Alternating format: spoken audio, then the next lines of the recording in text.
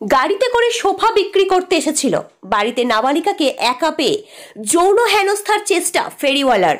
আটক করলো পুলিশ। নির্জন বাড়িতে একাই ছিল নাবালিকা। সেই সময় গাড়িতে পিকআপ ভ্যানে করে সোফা বিক্রি করতে আসা এক ফেরিওয়ালা বাড়িতে ঢুকে পড়ে। বাড়িতে কেউ নেই বুঝতে পেরেই বছর দশকের নাবালিকাকে যৌন হেনস্থার চেষ্টা করে ওই ফেরিওয়ালা। চিৎকার করে ওঠে নাবালিকা। নাবালিকার চিৎকারে স্থানীয়রা পৌঁছানোর আগেই পালিয়ে যায় ওই ফেরিওয়ালা। বাড়ির বাইরে পিকআপ ভ্যান নিয়ে দাঁড়িয়ে থাকা গাড়ির চালকও পালিয়ে যায়।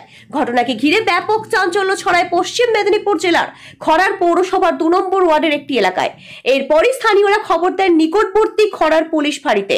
সেই সঙ্গে এলাকার যুবকরাও ওই ফেরিওয়ালা এবং পিকআপ ভ্যানের খোঁজে তল্লাশি শুরু করেন।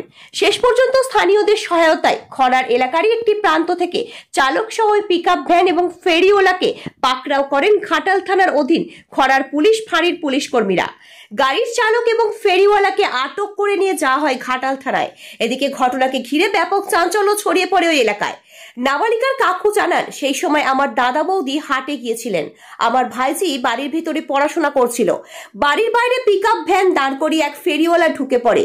প্রথমে জিজ্ঞাসা করে তোমার বাবা আছে, এরপরই ফোন নাম্বার চাওয়ার অছিলায় ভাইজিকে চেপে ধরার চেষ্টা করে। ও চিৎকার করে পাড়ার লোকজন ছুটে আসে। সেই সময় গাড়ি নিয়ে পালিয়ে যায় ফেরিওয়ালা। তবে অত্যন্ত তৎপরতার সাথে পুলিশ ওই ফেরিওয়ালাকে আটক করে। চালক সহ গাড়িটিকে থানায় নিয়ে যাওয়া হয়েছে। রাত্রি 8টা নাগাদ ঘাটাল মহকুমা পুলিশের এক আধিকারিক এই সময় অনলাইনকে জানান, দুজনকে জিজ্ঞাসাবাদ করা হচ্ছে। এখনো পরিবারের তরফে লিখিত অভিযোগ পায়নি। অভিযোগ পাওয়ার পরই পরবর্তী ব্যবস্থা নেওয়া হবে। পশ্চিম মেদিনীপুর থেকে শান্তনু বর্ধনের রিপোর্ট, ওয়ার্ল্ড জনতা টিভি।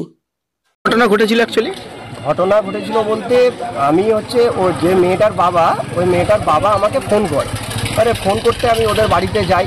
ওদের বাড়িতে যাওয়ার পর মেয়েটার মা বাবা সবাই আমাকে বলে যে এরকম একটা প্রবলেম হয়েছে, একটা বাইরের সোফাওয়ালা ছেলে সে এসে আমার মেয়ের টর্চার করে।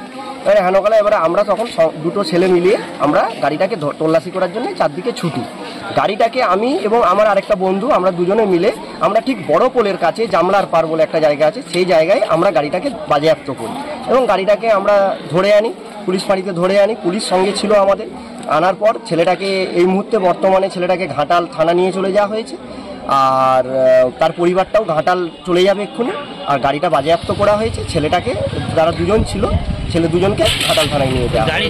কোথায় কোথায় বাড়ি তাদের জানতে পেরেছেন? বাড়িটা খড়ার পৌরসভা 2 নম্বর ওয়ার্ডে। না, যাদেরকে ধরেছেন তাদের বাড়ি কোথায় জানতে পেরেছেন? তাদের বাড়ি তারা বলছে আমাদের কেশপুরে বাড়ি। আচ্ছা। এবং ছেলেটা স্বীকার করেছে, হ্যাঁ আমি এরকম অন্যায় কাজ করেছি।